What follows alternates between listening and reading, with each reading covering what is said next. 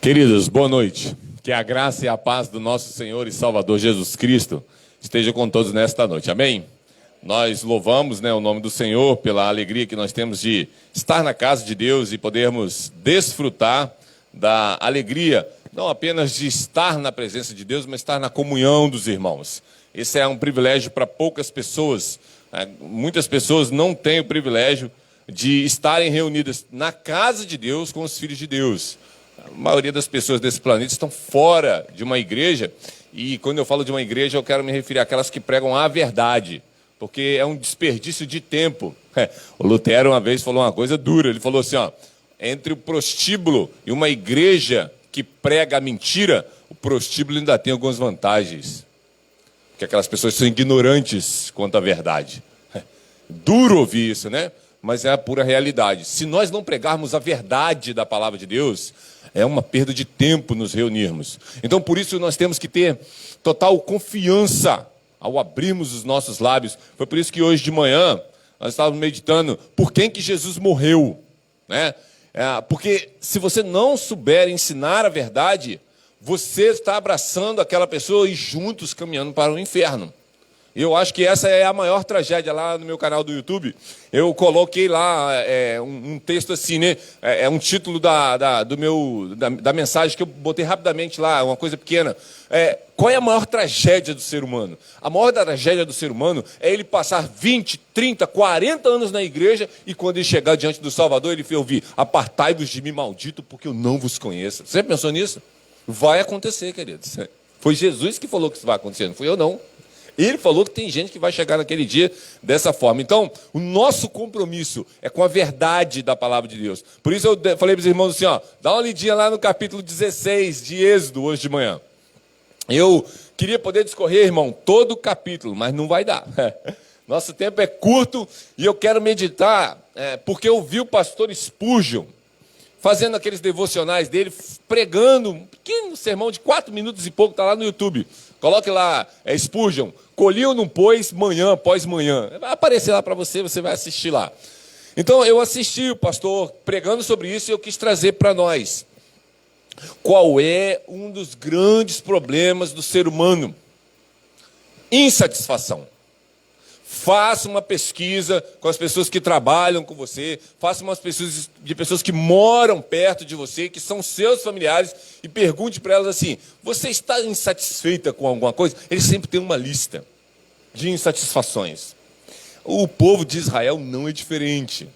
Quando nós estudamos o Velho Testamento, nós vemos um povo insatisfeito o tempo inteiro. Então, lá em Êxodo 16, verso 21, diz assim: colhiam-no, portanto, esse alimento manhã após manhã. Cada um pegava o quanto podia comer, e quando o sol fazia sentir o seu ardor, o floco se derretia sobre o solo.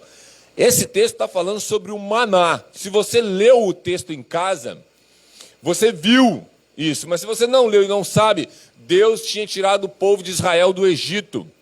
Eles estão agora peregrinando no deserto. E eles estão reclamando. Por quê?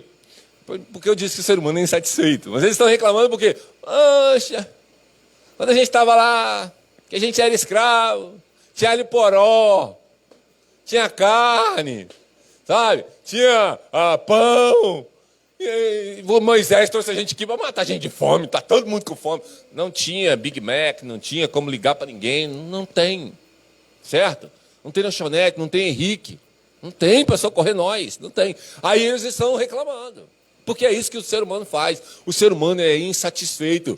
Ai, eu comprei um sapato novo, mas está apertado, então está grande demais. Eu vou lá trocar, sabe? Ai, eu não gostei disso, eu não gostei daquilo. As pessoas estão assim, e o povo de Israel não é diferente. Então, eles estão reclamando. Então Deus deu o alimento. Codornices à tarde e um maná de manhã. Só que Deus deu orientações. Se você lê o texto lá e falava assim, segunda a sexta, vamos dizer assim, né? De domingo a sexta, que são 6 dias da semana, você vai lá e vai colher o seu... ele deu uma medida para cada pessoa lá que tem que... Então, por exemplo, se tem 5 pessoas, você pega 5 medidas daquela. Tem 3 pessoas, pega 3 medidas daquela. E leva para casa. Isso de domingo a segunda. De domingo a sexta, 6 dias. Mas no sexto dia você vai fazer diferente. Em vez de você pegar uma medida, você vai pegar 2. Porque no sábado, não é para sair para comer. Sábado o comércio vai estar fechado. Eu não vou mandar. Não é para sair. Mas tinha gente que saía no sábado para ir lá ver se tinha alguma coisa aberto para pegar. O maná. Isso é para você ver como que o povo é teimoso. Além Deus falar assim, ó, pega só para comer um dia. Eles pegavam para comer 2. Aí estragava. Depois falava assim, não, vai lá no sábado pegar. Eles iam lá para pegar do mesmo jeito, mesmo tendo pegado na sexta-feira dobrado. Ou no sábado, né? Depende do dia lá, que é da semana deles lá. A questão toda é que o povo era desobediente por causa da insatisfação do coração. Nunca está bom. Querido, se vocês lerem a história de Israel, Deus vai falar assim, ó, qual a roupa de vocês que estragou? Não estragou. Não estragou a roupa daquele povo. Você pensa, 40 anos, não é 40 dias. 40 anos no deserto, a roupa não estragou, não ficou velha. O pé deles não inchou. Por que a Bíblia diz sobre essa questão do pé? Porque há uma doença muito comum, se você ficar andando num lugar quente, descalço, que o seu pé fique com problemas. Porque não é 40 anos andando no deserto e os pés deles não incharam. É o que a Bíblia diz. Então, o ser humano, ele é assim. Então, o contexto desse texto narra, então, toda essa orientação que Deus tinha dado ao povo de Israel a respeito do maná. Deus havia dito para eles lá, pegar direitinho, fazer direitinho, mas eles não obedeciam. Agora, quando eu olhei para esse texto e eu vi o pastor Spurgeon falando aqueles 4, 5 minutinhos ali, a minha pergunta para esse texto foi, como eu posso conduzir alguém ao Calvário a partir da frase, colhiam-no, pois, manhã após manhã. Essa foi minha meditação. E eu fiquei pensando nisso a semana inteira. Porque esse texto vem me incomodando desde semana retrasada, e eu venho pensando sobre isso, pensando. Então, a primeira coisa que esse texto nos aponta para a cruz de Cristo é o Salvador. O maná representa o próprio Salvador. Onde que nós vamos ver isso? Vá para João, lá no Evangelho de João. Jesus vai falar sobre o maná e sobre ele. O próprio Cristo vai dar testemunho de si a respeito de ele mesmo ser o nosso próprio maná. João capítulo 6, a partir do verso 32, ele já entra nessa questão. Isso é importante para nós. Nós temos que entender que, queridos, eu não sou Davi, eu não sou Golias, eu sou Golias, né? Mas eu não sou Davi, eu não sou Gideão, eu não sou Sansão. Aqueles personagens, assim como o sacerdote, assim como as ofertas, assim como o maná, são tipos de Cristo. É isso que nós aprendemos. Tudo que está lá no Velho Testamento é para apontar para o Salvador. Lembre-se do texto que o pastor Patrick leu hoje de manhã aqui, de Lucas 24. Honestos e tardios do coração, como vocês são difíceis de entender tudo que os profetas falaram a meu respeito. Quando Moisés está escrevendo, ele está apontando para Cristo. Então, nós estamos vendo Cristo aqui agora, primeiro como o maná, lá em João 6. Ele diz assim, a partir do verso 32. Replicou-lhe Jesus, em verdade vos digo, não foi Moisés que vos deu o pão do céu, porque o verdadeiro pão do céu é meu Pai quem vos dá. Porque o pão de Deus é o que desce do céu e dá vida ao mundo. Então lhes disseram, Senhor, dá-nos sempre desse pão. Declarou-lhes, pois, Jesus, eu sou o pão da vida. Quem vem a mim, jamais terá fome. E quem crê em mim, jamais terá sede. Porque eu já vos disse que, embora me tenhais visto, vocês não credes. Todo aquele que o Pai me dá, esse virá a mim. E o que vem a mim, de modo nenhum lançarei fora. Porque eu desci do céu, não para fazer a minha própria vontade, e sim a vontade daquele que me enviou. E a vontade daquele que me enviou é esta, que nenhum eu perca de todos os que me deu. Pelo contrário, que eu ressuscite no último dia. De fato, a vontade de meu Pai é que todo homem que vir ao Filho e nele crer, tenha vida eterna, e eu ressuscite no último dia. Você está vendo? Esse é o nosso maná. O Cristo como maná vai nos dar tudo o que nós precisamos para que nós possamos estar bem alimentados. E eu quero te dar algumas dessas coisas. Primeiro, por causa do maná, que é o Salvador, nós temos o Espírito Santo. Ele disse, se eu não for, o Consolador não virá. Você está vendo? Nós, ao nos alimentarmos do maná, que é o pão do céu, crendo em Cristo, nós recebemos o Espírito. Querido, pare por alguns instantes e pense sobre Deus habitar em você, pecaminoso, do jeito que você é. Quantas pessoas têm esse privilégio desse planeta? Você entende o privilégio de você ter Deus habitando dentro de você? É por isso que um coração regenerado, quando ele está pecando, seja na sua mente, ele começa a dar faniquito. Ele fica doido, Por quê? Porque ele odeia aquele troço. Por causa da presença do Espírito Santo. E não é sobrenome. Santidade é algo que ele é, como ser. Lembre-se que ele diz, eu sou. Então, só Deus é. Então, o Espírito Santo é uma das dádivas que o maná, que é o nosso Salvador, nos dá. Então, como que você não tem que olhar para esse Espírito que habita em você e viver de forma alegre, contente, regozijante e outra, satisfeito? Porque o problema, como eu disse, é a insatisfação do coração. Há cristãos insatisfeitos. Eles estão insatisfeitos com o que têm, com aquilo que deixam de ter, com aquilo que eles construíram, com aquilo que eles deixaram de construir. Eles estão insatisfeitos. Agora, se você tem o Espírito Santo, como você pode ficar insatisfeito? Mas não é só o Espírito Santo. Você tem a palavra de Deus. O pastor Patrick exaltou a palavra de Deus aqui. Mas nós temos o Salmo 119, que exalta, é o maior texto da Bíblia. É o Salmo 119. Ele exalta a palavra de Deus num nível mais alto. Ela está mais atualizada que o jornal de manhã cedo. Essa palavra não muda. Como o pastor disse de manhã, ela é inerrante. Não porque não contenha erros de português, não é isso. Porque ela não se contradiz em ponto nenhum. Ela não falha em todas as suas afirmações. Como nós vimos pela manhã, por que então que há divisão no cristianismo? Porque as pessoas distorcem a verdade. Como eu disse, eles pegam a palavra mundo e querem aplicar a palavra mundo do jeito deles e não do jeito que as Escrituras nos ensinam. Então é óbvio que você vai errar, mas não é só isso. Nós temos o amor do Pai dentro de nós. Você já parou para imaginar sobre isso? Pare por alguns instantes e reflita. Jesus disse isso. Pai, eu quero que o amor que tu tens, desde antes da fundação do mundo, esteja neles, para que eu neles esteja, e todos sejamos um em ti. Pense nessa grandeza dessa afirmação. Mas por que às vezes a gente tem uma visão pequena sobre essas coisas? Porque a gente pensa no amor como ser humano. Nós não estamos olhando o amor do pai, do filho, do pai e do filho. Nós estamos olhando o nosso amor físico, que é totalmente esdrúxulo em algumas situações. Você fala assim, eu amo minha esposa. Daqui a pouco ela faz um negócio, é uma égua velha. Já está xingando. A mesma boca que você abençoa, você amaldiçoa. É isso que a Bíblia diz. A gente é assim. No mesmo instante que está apaixonado, está irritado. Deus não é assim, Ele não é volúvel, Ele não muda, Ele não muda. Agora, se você pensa, se você tem esse amor dentro de você, você entende que você levanta de manhã satisfeito, como o texto diz, colhiam-no, pois, manhã após manhã, mas com satisfação, com alegria no coração. Essa é a diferença, mas você não tem só esses três, você tem o próprio Cristo dentro de você. Não é algo, apóstolo Paulo, não é algo que você solta um Ele está dentro de você, aquele por quem você anseia em ver um dia, está dentro de você, habitando junto, porque o Espírito Santo e ele nunca se separaram, estão sempre juntos, a Trindade está sempre junta. A única vez que a comunhão foi quebrada, nós sabemos, foi na cruz do Calvário. Você está vendo como que o maná, ao você estudar as Escrituras, ela te leva para a cruz. Porque a primeira pessoa que vem é quem? É Cristo. E ele veio para quê? Para morrer.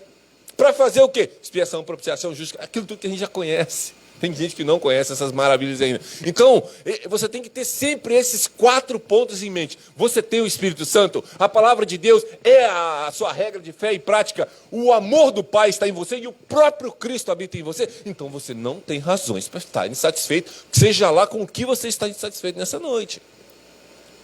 Amanhã você não estará insatisfeito. E depois de amanhã você também não estará insatisfeito. Porque a vida eterna é essa, que te conheçam a ti. E quem tem a vida eterna está satisfeito. As pessoas não conhecem a grandeza do grande Cristo. Lembre-se, a gente já pregou aqui e já falou sobre isso. As pessoas têm um Deus muito pequeno. É isso que faz com que um coração fique insatisfeito. Como o Deus delas é pequeno, elas não estão satisfeitas com o que Ele está dando. Ele tem que dar mais, aí ele tem que dar mais oferta, então ele tem que gastar mais tempo de jejum e oração. Ele tem que fazer alguma coisa. Eu tenho que fazer alguma coisa. Esse mundo está todo mudado, mas eu tenho que fazer alguma coisa. Eu tenho que mudar meu mundo. Por que fulano tem e eu não tenho? A pessoa não está contente com o que Deus lhe deu. Queridos, toda vez que você fala assim, eu queria ter, você está murmurando. Você não está satisfeito com o que Deus te deu. Agora pense bem. Pense com a mente de Deus. Se você fosse Deus e você pudesse dar o que você quer te dar, você não daria? É óbvio que você daria. Agora, se Deus não te deu, você não acha que Ele é mais sábio do que você? Pense sobre isso. Eu sou doido para ter uma Ferrari. Meu Deus, se eu pego uma Ferrari... Eu gosto de andar. O meu pé é pesado. Eu era taxista. Eu gosto de andar sem... Eu sou venenoso ali. Pá! Cara, se me dá uma Ferrari na mão, eu vou doidar o cabeção. Mas esse que é o problema. Eu vou endoidar o cabeção. Você entende? Não pode ter uma Ferrari. Vai fazer besteira. Então por que Deus não te dá? Porque Ele sabe que o que você tem já é suficiente. Tem um grande homem de Deus, ele escreveu um hino maravilhoso. Mas uma vez um repórter perguntou para ele isso. Deixa eu te perguntar uma coisa. Por que o senhor fala do seu Deus assim? Porque Deus, Ele só me dá aquilo que Ele acha que Ele precisa. Mas e as coisas que o senhor não tem? Não. Aí é porque Ele acha que eu não preciso. Então tá tudo certo. O repórter, porque era sádico, não concordou muito com a resposta daquele pregador. Mas aí ele ficou cego. O cristão ficou cego. Agora o repórter falou assim, agora eu pego ele. Ele foi lá entrevistar de novo e falou, o senhor disse que Deus dá a gente tudo que Ele acha que a gente precisa e é o suficiente. Agora, quando Ele não dá, o senhor disse que é porque Ele acha que nós não precisamos. E agora que o senhor ficou cego? Ele disse, eu já vi tudo o que Deus queria que eu visse. Aí Ele me deixou cego. Você viu? Não mudou. Por quê? Porque aquele homem sabia que o Deus que dá a visão tem poder para tirar. E se Ele tirar a sua visão, talvez Ele quer que você peque menos. Porque quantas vezes você pecou essa semana? Porque você enxerga. Você entende isso? Deus não faz nada aleatório. O povo de Israel precisava entender isso. Aí Deus dá o maná e eles estão reclamando. Se você lê a história, eles vão reclamar tanto que Deus fala assim, eu vou mandar carne. Vou mandar uma carninha aí para vocês. Mas cuidado, não vai ficar legal para vocês. Vai sangrar pela boca e nariz. E eles, cuidado, Deus pode fazer sua boca sangrar também. Ele é um Deus santo. E Ele não aceita murmuração. Então, queridos, nós temos que estar totalmente atentos. Porque em segundo lugar, dentro desse mesmo ponto, porque Jesus é o nosso maná, Ele nos dá todos os nutrientes, todos, sem exceção. Ele nos dá tudo o que nós precisamos para viver. Vá para Efésios. O pastor já deu uma lida nesse texto fantástico. Gente, olha, se toda a Bíblia fosse arrancada daqui, e esse capítulo de Efésios estivesse aqui, já seria suficiente para qualquer coração regenerado. Porque esse capítulo de Efésios é sensacional. Esse, talvez, na opinião de muitos, seja um dos grandes. Porque a Bíblia é cheia de... É difícil você falar assim, esse é maior do que aquele e tal. É difícil, porque é tanta coisa. Vamos saber, colhiam-no, pois, manhã após manhã, enche o nosso coração.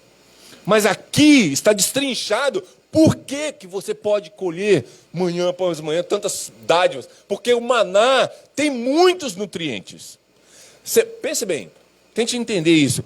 Quando você vai numa pessoa que entende de dieta, e a pessoa fala assim, faz aí uma dieta balanceada para mim. Eu não quero engordar muito, mas também não quero ficar seco, igual um graveto. Eu quero ficar num corpinho maneiro, ajustado. Essa pessoa que estudou sobre nutrição, ela vai falar assim, você tem que comer tantas vezes ao dia, e você tem que comer verde, amarelo, cor-de-rosa. Ela vai te dando os alimentos que ela entende que são os nutrientes que vai fazer você ser uma pessoa forte, saudável. O maná era branco. É maravilhoso isso. O maná era branco. Não tem colorido. É tudo branco. Era negócio para fazer bolo, pão, assim. O sabor do maná lá era como se fosse um bolo de mel. O troço era bom. Agora você comendo aquilo todo dia, parecia que assim, vou enjoar. Por que você não enjoava? Porque vinha de Deus, vinha de Deus. Do ser humano a gente enjoa fácil. Basta que ele comece a perturbar nós. Mas do maná não dava para enjoar, porque aquele negócio era gostoso demais. Não tem, tem gente que bebe café todo dia. Às vezes ele acha ruim porque toma café todo dia. Eu, todo dia, queridos, eu tomo café e como pão. Tomo café, como pão. Tomo café e como pão. E eu gosto de pão sem nada dentro. Eu era conhecido como taxista assim. Lá vem o pão sem nada dentro. Porque eu não botava nada mesmo. Eu gostava de um café com pão seco. E o pau quebrava naquele pãozinho. Maravilhoso. Você pensa que o maná é isso. Agora, olha os nutrientes que Jesus nos dá, porque Ele é o nosso maná. Efésios capítulo 1, a partir do verso 3, diz assim: bendito seja o Pai de nosso Senhor Jesus Cristo, que nos tem abençoado com todas as bênçãos espirituais. Agora ele vai dizer quais são as bênçãos espirituais. Nós somos escolhidos. É uma das coisas que está aí no texto. Porque ele nos escolheu nele. Olha o verso 4. Está vendo? Existem pessoas escolhidas por Deus. Então, quando as pessoas forem pregar o evangelho para dizer sobre expiação, sobre propiciação, sobre justificação, sobre redenção, sobre morte substitutiva, é por um povo escolhido. Não é por todo mundo, como nós vimos de manhã. Então, você ser um escolhido de Deus é um privilégio. Muitas pessoas acham que só isso é pouco. Não, eu sei que eu sou um eleito de Deus, que eu sou um escolhido de Deus. Pô, mas eu estou passando uma situação difícil aqui, irmão. Está grávida. Só estou comendo de cesta básica porque estou recebendo doação. Amém? Glórias a Deus, porque lá na África tem gente que come uma refeição, só você está comendo 4. Porque com a cesta básica dá para fazer almoço, janta e de repente ainda dá para fazer um tiragosto. Então não reclame, não reclame. Porque o que Deus está te dando é suficiente para sobreviver. Ah, mas e quando Deus não dá o suficiente para você? Ele quer te matar, bendito. Quer te levar para casa. Glória a Deus por isso. Você entende que não tem problema. Não tem problema. Ele quer que você morra. Vocês pensam que isso não é verdade? Houve um navio, já falei aqui que um navio vinha lá da Europa para cá. Ele bateu num lugar aí, afundou, os irmãos foram parar numa ilha. Todo mundo morreu de fome, não tinha comida. Mas no diário que eles encontraram, eles falaram, mas nós estamos plenamente satisfeitos. Você viu? Porque Cristo era suficiente. Ele é o maná. É isso. Agora, se você não tem essa visão, é óbvio que na hora que tiver arroz, feijão e ovo, tu vai reclamar. Pô, só tem porcaria desse ovo frito aqui. Você ainda vai falar mal do alimento. Em vez de dar graças a Deus, Senhor, obrigado. Eu tenho arroz, feijão e ovo. Teve uma família que a irmã compartilhou lá que não tinha para comer nada. A família estava desde 9 horas da manhã, lá desde cedo, até 9 da noite sem comer nada. Não tinha feito uma refeição. Você fez quantas refeições hoje, querido? Pense sobre isso. Eu falei com a irmã Dani, eu não consegui parar de pensar naquele troço. Eu já tinha compartilhado com os irmãos que eu falei assim, gente, não sei como é que pouco da África consegue viver. O continentezinho desgraçado. Porque é difícil viver lá. Você pensa nisso. Você deve estar bem alimentado a essa hora. Aquelas pessoas a essa hora não tinham comida. Estavam querendo se matar porque não tinha comida. Você já parou para pensar nisso? Você tem... Que tipo de conforto que você tem, querido? Parece que a irmã deu carvão lá. Não tem gás. Aqui a gente acaba o gás. Telefone na mão. 3, 2, 8, 4, 6, 5, 4. Traz uma botija de gás. Pronto, o gás está na sua casa. Você entende que Deus foi generoso conosco. Como nós podemos reclamar da vida? Pense sobre isso. Gente, a gente só consegue ver assim, o paraíso que nós estamos vivendo é quando a gente vê uma situação como essa, de uma pessoa que não comeu nada durante o dia inteiro e está querendo se matar porque está com fome. Você vê, ela não está querendo se matar porque ela está pecando, porque ela está com fome, com fome. Agora, se você é um escolhido de Deus, Cristo não é suficiente para te saciar a sua fome. Você não tem uma sede na sua alma que Ele consegue contemplar com a sua presença e matar essa sede. Porque Ele falou assim, aquele em quem eu estiver dentro, rios de água fluirão dele. Você está vendo? Nós estamos plenamente satisfeitos. Mas não é só isso. A Bíblia diz aqui que nós somos predestinados. A maioria dos cristãos odeia essa palavra. Eu não sei nem por quê. Porque a Bíblia que está dizendo, então você deveria amar essa palavra, ela diz, assim como nos escolheu nele antes da fundação do mundo para sermos santos e irrepreensíveis perante ele em amor, nos predestinou para ele, para a adoção de filhos, por meio de Jesus Cristo, está vendo? Nós deveríamos nos regozijar com a doutrina da predestinação, por quê? Porque ela não é feita, primeiro, com base em que nós fazemos. Porque se Deus fosse olhar no futuro para ver o que a gente ia fazer, Ele não predestinava ninguém. Porque era tudo farinha no mesmo saco, ninguém presta. Você entende isso? Nós temos que agradecer a Deus porque Ele nos predestinou. E ele nos predestinou para algo enorme. O quê? Ser como Cristo. Através da doutrina da adoção. O que é a doutrina da adoção? Os batistas nem esqueceram essa doutrina, porque é óbvio, a maioria dos ministros, que para mim nem ministro não é, mas enfim, eles não pregam sobre essa doutrina porque eles odeiam a doutrina. Por quê? Porque a doutrina é a seguinte: pensa que estivesse lá todas essas crianças que você está vendo aqui na igreja hoje. Você vai no orfanato, todas essas crianças estão lá. E você tem que escolher 5 crianças para você adotar. Você tem condições de bancar 5, vou escolher 5. Tem 55. Quem que você escolhe? Você escolhe quem você quer. É assim que a doutrina da adoção ensina. Deus escolheu quem Ele quis. Agora, quando nós vamos escolher, nós vamos pegar a manqueta, a cegueta, a que está faltando metade da orelha. Não, nós vamos pegar quem? A do olho azul. Bonitinha, igual a menininha ali, do Patrick. Pegar aquela ferramenta, entendeu? Vamos adotar aquela ali. Aquela não vou adotar não. Aquela está andando de muleta. Não vou querer, a de muleta eu não vou querer. Porque eu vou querer com a menina de muleta atrás de mim? Você entende? Nós somos seletivos assim. Nós queremos coisa boa. Quem aqui vai comprar um Fusca todo furado, desgraçado, com o motor batendo? Não, tu vai querer comprar um carrão, pô.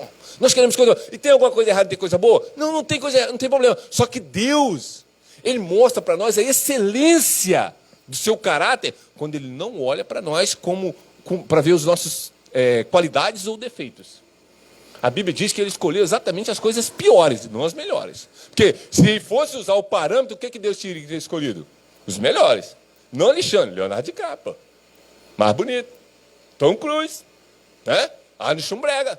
Fortão, bonitão. Alexandre é feio. Por que vai pegar Alexandre? Não, ele quis pegar os piores, os mais encrencados, que é o que a Bíblia diz. Aqueles que não são para confundir os que são. Então você vê, a doutrina da predestinação, ela é maravilhosa. Ela é maravilhosa. Mas por que as pessoas não gostam? Porque elas querem julgar Deus.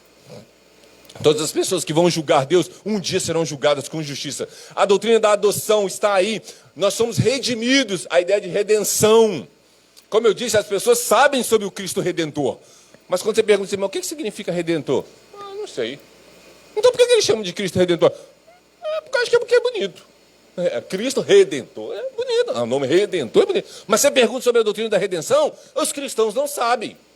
São totalmente ignorantes quanto a esse assunto. O que é a doutrina da redenção? É o escravo que está sendo vendido no mercado e você paga o preço para poder adquirir aquele escravo. Isso é redenção, é libertar um escravo da sua condição de escravidão. Agora, qual foi o preço que Jesus teve que pagar ao seu pai para que o seu pai aceitasse que fosse solto das garras de Satanás e do pecado? O sangue do seu filho inocente. Você entende que a doutrina da... Agora, se você sabe que você foi redimido assim, como você não vai viver? É extasiante. Você tem que viver explodindo em adoração o tempo inteiro, porque você sabe que isso foi feito por você, mas não foi feito por outros. Alexandre, mas quem são esses outros? Deus sabe. Eu não sei. Eu prego para todo mundo. Pode ser que alguém aqui não esteja incluído na doutrina da redenção. Problema da pessoa com Deus depois. A minha obrigação é dizer o seguinte: Ele fez redenção. Ele vai levar um grupo de pessoas. Quem são? Não sei. Então eu prego para todo mundo. Para que o Espírito Santo, através dessa verdade bíblica, regenere o pecador. Porque é isso que a Bíblia diz. A Bíblia diz que quando a verdade é pregada, o Espírito Santo fará a obra. Mas agora ele fará a obra em quem Deus escolheu. Em quem Deus predestinou, em quem Deus botou o nome no livro da vida. Nessas pessoas é que será feita a remissão dos pecados. E automaticamente essa pessoa se tornará um apóstolo Paulo. Como? Um homem transformado e regenerado. É isso. Então essa doutrina ela é maravilhosa e ela deve aquecer os nossos corações. Nós somos a sua herança, é o que o texto de Efésios vai dizer. Nós somos a herança de Deus. A Bíblia vai dizer que Deus faz todas essas coisas nos tornando para o louvor da sua glória. É para isso que Ele faz. Alexandre, qual é então o benefício que nós temos? O louvor da glória de Deus. Se você não está satisfeito com que Ele seja louvado, você não ficará satisfeito com nada. Você será como o povo de Israel. Nós queremos carne, não queremos pão. Você entende? Você vai ter problemas. Seu coração ficará insatisfeito. Então, queridos, há mais nutrientes, há mais ingredientes nesse maná que nós poderíamos comer nessa noite. Mas por causa do nosso tempo, nós vamos ficar só com esses. Para que você saiba que as doutrinas centrais do Evangelho precisam estar vívidas em seu coração e você tenha facilidade de dar essas doutrinas àqueles que te pedirem a razão da esperança que é em você. Porque você ficar falando da historinha de Mateus, de Marcos, de Lucas, de João, as historinhas, tem doutrina lá. Alexandre, eu não sei. Então, estude. vá buscar as doutrinas. Como eu disse, há várias passagens na Bíblia ensinando doutrinas assim. E o povo de Israel sabia disso. Quando Jesus falava da eleição, eles não gostavam. Porque Deus tinha, por exemplo, escolhido enviar Elias, a viúva de Sarepta, e Naamã para ser curado por Eliseu, mas tinha um monte de leproso em Israel que nunca foi curado. E isso deixava eles irritados, porque eles entendiam da doutrina da eleição. Mas em segundo lugar, querido, como que nós vemos a cruz de Cristo no maná? É que só o povo de Deus pode colher esse maná todos os dias. Não é incrível isso? Você vê que Deus, é inacreditável isso, porque você olha a olho nu, sem essa informação bíblica, você olha a olho nu, parece que Deus não está dando a mesma coisa para todo mundo no sentido de bênçãos. Porque você vê pessoas pobres e pessoas ricas, não é verdade? Só que não é assim que funciona. Deus está sendo misericordioso com todo mundo. É o que a Bíblia diz. Por que nós não somos consumidos? Por causa da misericórdia de Deus. Mas há algo especial que aí Ele dá só para os seus. É o maná. É Cristo. Agora, entenda isso. Aquelas pessoas que não valorizam o maná que Deus lhe deu, como lá no Velho Testamento, eles eram desobedientes por quê? O texto de Moisés vai dizer assim, ó, porque Deus não vos deu um coração para obedecer. Então, quando você olhar para uma pessoa à sua volta que parece que está sendo abençoada com o maná, vamos dizer assim, porque você vê nela que ela tem prosperidade, que ela é uma pessoa bem de vida, que ela é uma pessoa... Porque normalmente, queridos, nós nunca achamos que uma pessoa que está na miséria, desgraçada, passando uma dificuldade, uma perrengue, que Deus está abençoando. As pessoas não têm essa visão, porque para elas bênção está sempre ligada ao quê? A coisas boas, né? E até certo ponto está correto. Mas o apóstolo Paulo achava uma bênção ter um espinho na carne. Então me gloriarei nas minhas fraquezas. Você está vendo? Às vezes as coisas ruins são uma bênção de Deus, porque Ele quer produzir algo bom daquele mal. Então, o mal em si não é bom, mas o que produz daquilo é o que Deus tem como bom para você. Nós temos o caso de Jó, nós temos o caso de Paulo, temos o caso de Cristo, nós temos vários casos na Bíblia. Mas a questão toda é que quando nós aprendemos isso, quando nós olhamos à nossa volta, nós aprendemos a identificar que as bênçãos de Deus é tudo aquilo que vem sobre a vida do eleito. Do eleito. O Felipe, a coisa de dois domingos atrás, se não me engano, um domingo atrás, ele falou sobre bênção e maldição aqui. E é importante que nós entendamos bênção e maldição, porque o que é a bênção? É o próprio Deus com o rosto voltado para você. Você está vendo? Você pode estar no deserto, você pode estar num palácio, não importa. Mas se Deus está, é a bênção arâmica, né? Que fala que o rosto do Senhor esteja sobre ti. É isso. A bênção é você estar diante. O que vai ser a maldição eterna? Aquelas pessoas nunca verão a face de Deus. Elas só verão a sua ira.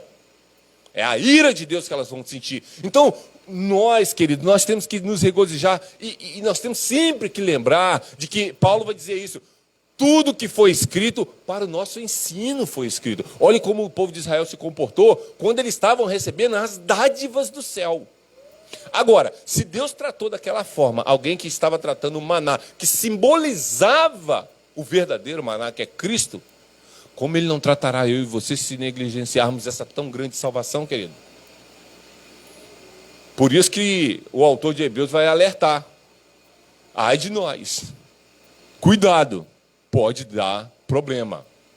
Então, no seu coração, esse maná tem que fazer um efeito de que todos os dias, sem exceção, todos os dias, ao acordar, você está regozijante.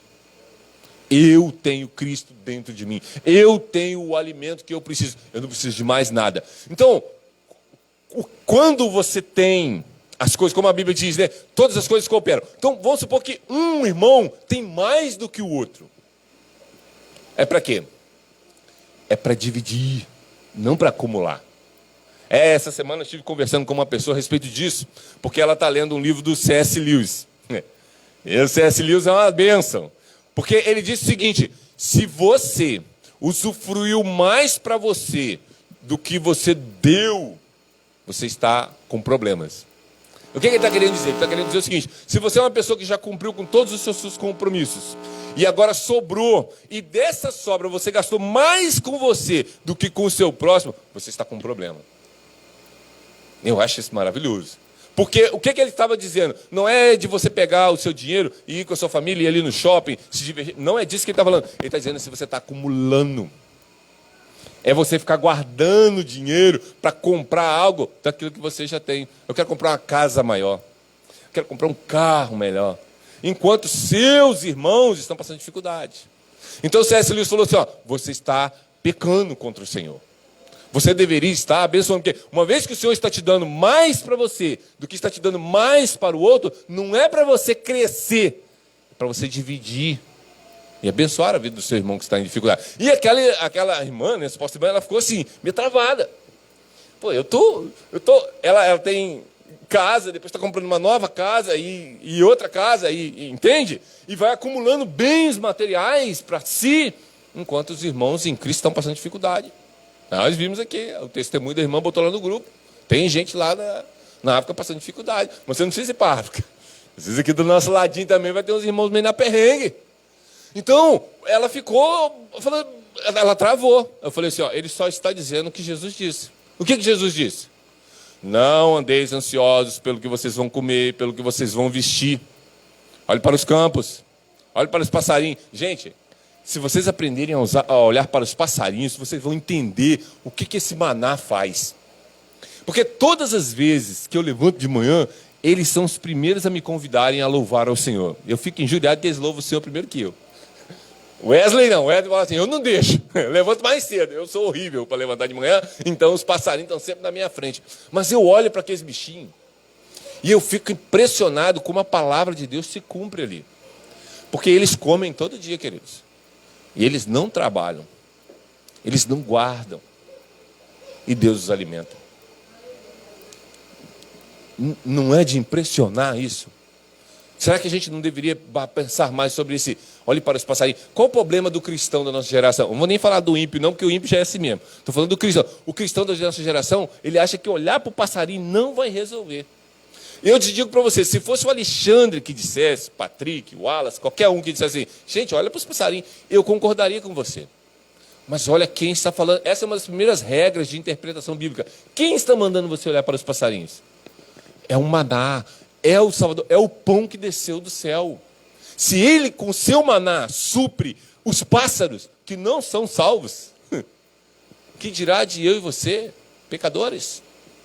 Será que ele não vai fazer isso?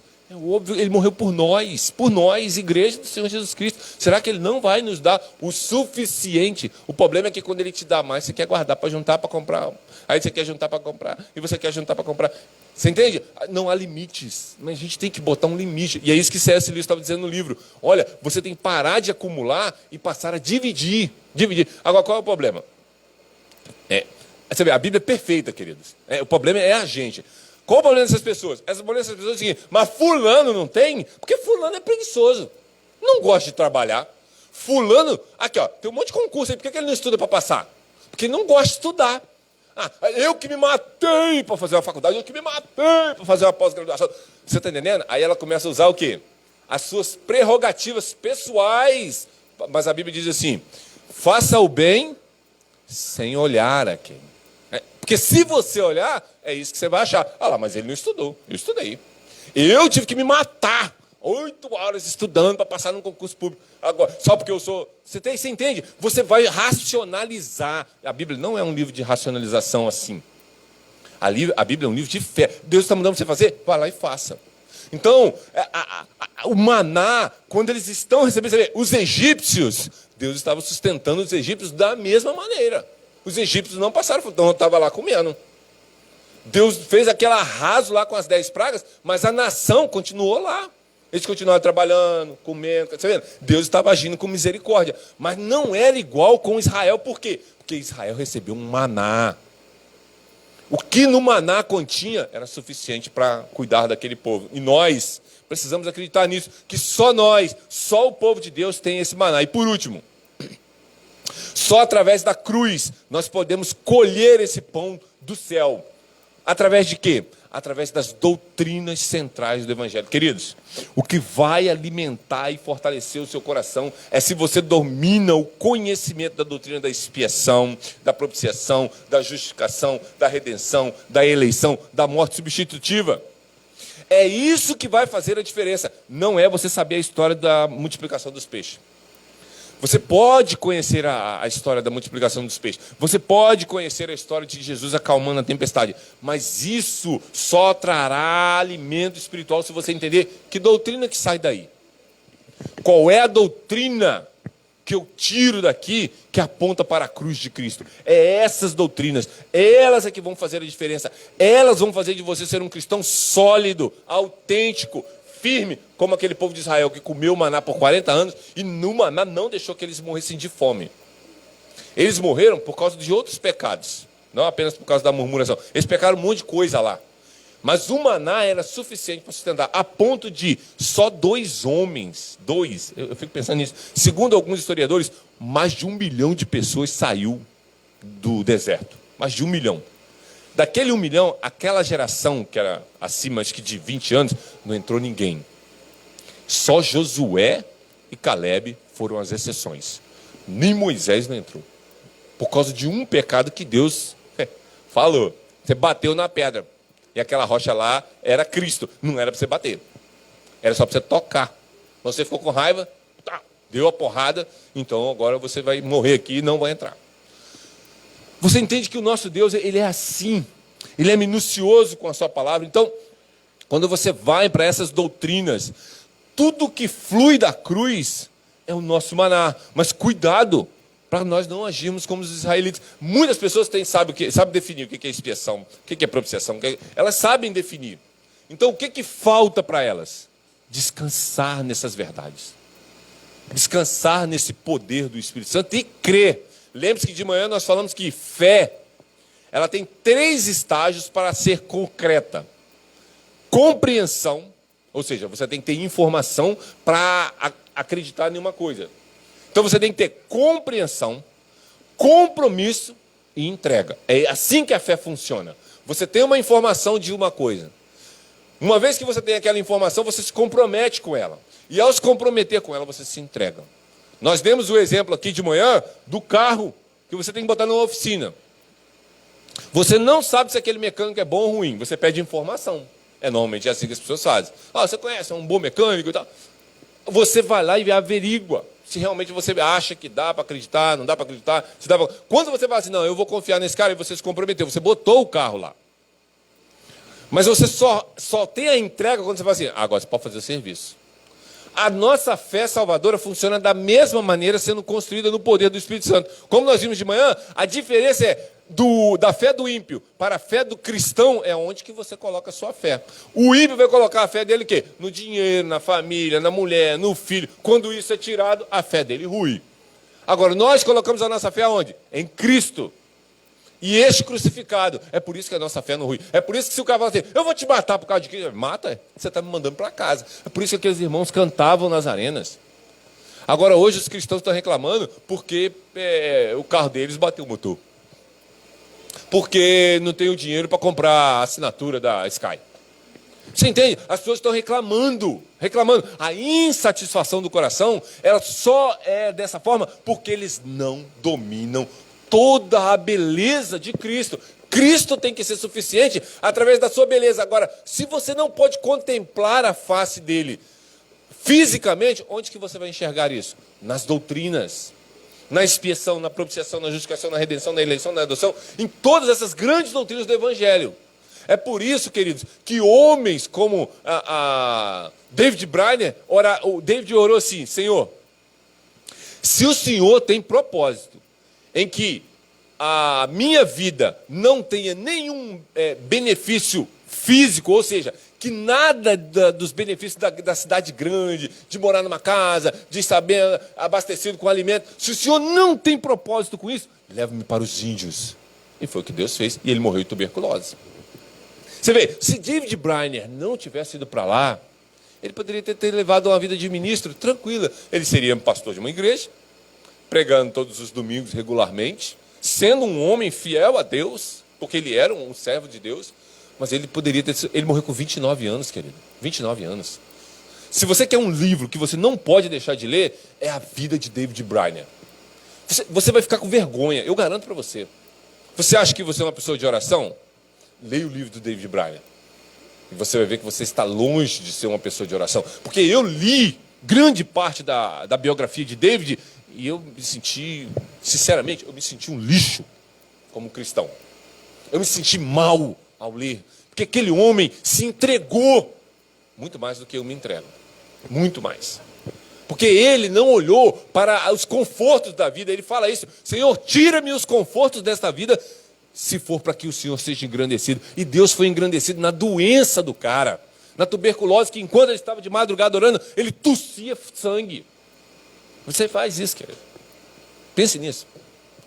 Sabe, quando eu estudo sobre os grandes homens de Deus, eu vou me diminuindo. Eu me sinto uma ameba. Uma ameba. Por isso que os puritanos, por exemplo, são chamados as sequoias de Deus. Eram grandes, eles estavam pensando grande a respeito de Deus.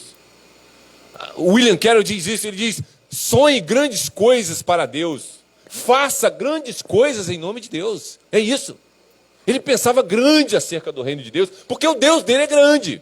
E ele fez uma obra inacreditável, né? Obviamente é Deus que fez através dele, de tradução das línguas lá na Índia. Se muitas pessoas têm o evangelho nos dialetos da Índia, grande parte se deu porque Deus deu um dom espetacular para William Carey para traduzir a Bíblia para outros idiomas. E ele traduziu para um número enorme de idiomas. E para encerrar, um outro jovem nos Estados Unidos, ele era filho de um grande homem lá, um dos homens mais ricos dos Estados Unidos. E ele disse para o pai dele o seguinte: ele já trabalhava, já tinha salário, já tinha aquela coisa, fora a herança do pai. E ele falou assim: pai, olha, eu não quero nada da minha herança. Eu só quero a minha parte tanto de valor. Porque Deus está me chamando. E eu tenho que ir. E ele vai me levar para um canto remoto da terra. Mas é para lá que ele quer que eu vá. O pai dele endoidou. É óbvio. O pai dele, o magnata, cheio da grana, querendo que o filho seguisse os passos do pai para que só ficasse com a herança, para tocar todas as empresas do pai. Falou: meu filho, você está doido? Ele falou: não estou, pai, mas é Deus. Ele me chamou. Eu tenho que ir. E ele se desligou da família dele, pegou aquela pouca quantidade de dinheiro que, em relação ao tanto que ele tinha, era pouco, e foi embora. E ele vai para um lugar ermo da Ásia e fica lá. E ele morre sozinho. Mas o que ele fez lá? Ele traduziu a Bíblia para um idioma. Anos depois, alguns irmãos souberam da obra daquele rapaz. E para onde que eles foram? Pregaram o evangelho com o texto traduzido que aquele irmão tinha realizado. E ele morreu jovem, com menos de 35 anos. É inacreditável. Eu estou com 51, eu acho que Deus tem muita paciência comigo. Ele morreu com menos de 35. David Brainerd morre aos 29. E esses homens eram incríveis. E Deus os levou. Eu acho que era por isso. Que Deus fez deles homens incríveis. Ele falou: vem para cá. É igual Enoque. Enoque andava com Deus, então sobe, Enoque, vem para cá, meu filho, fica para perto de mim aqui, sai desse lugar, que esse lugar aí está te atrapalhando. Você entende que quanto mais você quer de Deus, mais Ele te dá dele. É por isso que nós, queridos, estamos longe de ser como as sequoias de Deus na fé. Porque a gente quer pouco de Deus. Sabe o que nós queremos? Nós não queremos Deus. É como o povo de Israel, nós não queremos só um maná. Nós queremos um alho porozinho, uma cebolinha, entendeu? Um filé mignon, porque o maná não é suficiente, mas Deus está dizendo para nós: é suficiente. O meu maná porque é o meu filho. Esse é o maná. Então, o que vocês devem fazer? Colhiam-no, pois, manhã após manhã. Façam isso, queridos. Todos os dias de manhã, colham desse maná maravilhoso. Meditem nessas verdades e gaste o seu tempo para a glória de Deus. Pensem na glória de Deus em tudo que vocês fizerem, porque nós fomos chamados para isso, para isso. Qualquer coisa fora disso não é evangelho, não é cristianismo, é pura balela. Nós fomos chamados para desfrutar da graça de Deus em Cristo. Em Cristo. Então o maná está à disposição nossa, que somos filhos de Deus, todos os dias. Vá para as Escrituras, como o Patrick disse. Vá para as Escrituras. Participe de todas as reuniões que vocês puderem com a igreja. Para quê? Para que vocês ouçam mais de Cristo, mais de Cristo, mais de Cristo. Eu já disse, os nossos cultos são muito rápidos. Nós deveríamos gastar mais tempo, mas não apenas aqui, nos nossos lares. Ouçam mais, meditem mais, leiam mais. Porque é isso que vai importar no final. Porque no final, você pode ter uma BMW ou uma charrete com um burro morrendo. Não fará diferença. Mas o conhecimento de Cristo fará toda a diferença. Então gaste seu tempo com aquilo que é eterno e não com aquilo que é temporal. Que Deus possa abençoar essa igreja. Que Deus possa nos mostrar o maná dia após dia. E que manhã após manhã nós possamos ir lá e colher esse maná maravilhoso. Amém, queridos? Era isso que Deus tinha para os nossos corações. Eu indico para você o seguinte: vá lá, digite no YouTube. Colhi-o, pois, manhã após manhã, Charles Spurgeon. Assista lá uma meditaçãozinha de 4 minutos, 5 minutos, é rápida. Mas o pastor Spurgeon me ajudou a enxergar as grandezas de Cristo com 4 minutos. Para que eu pudesse trazer esses mais alguns minutos para você acerca dessa obra impressionante que Deus está fazendo, salvando pecadores. Amém, queridos? Nós vamos ter a ceia. Vou passar a palavra para o pastor Patrick. Ele vai dar continuidade ao culto nessa noite.